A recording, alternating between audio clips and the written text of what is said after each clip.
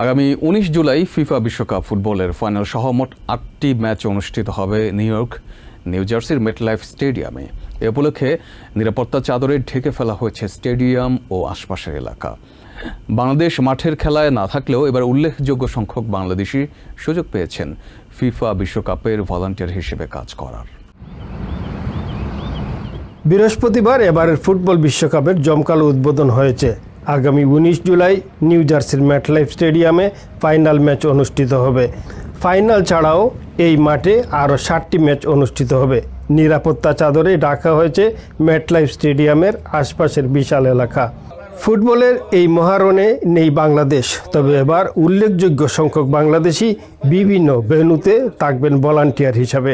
আমি স্বেচ্ছাসেবক হিসাবে এর মধ্যে আমি আজকে সকালে খবর পেলাম বেশ কয়েকজন বাংলাদেশিও সুযোগ পেয়েছেন, তারাই আমার সাথে যোগাযোগ করলেন।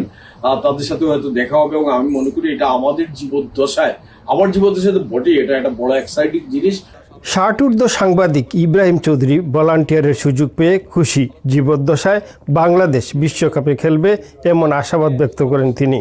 I am very much excited এবং আমি মানে কালকেই আমার প্রথম খেলার দিনই, এবং আমি নানানভাবে এই তথ্য সংগ্রহ করব। শুধু যে খেলার মানুষ, উত্তেজনা, বিভিন্ন দেশ থেকে মানুষ আসবে এবং নিউ ইয়র্কের যে নিউ জার্সি মিলে খালি যে স্টেডিয়ামে উৎসব হচ্ছে না, বিভিন্ন জায়গায় উৎসব হবে। এই সময় বাংলাদেশের টিম খেলতো, তাইলে আমি বাংলাদেশের পক্ষে থাকতাম।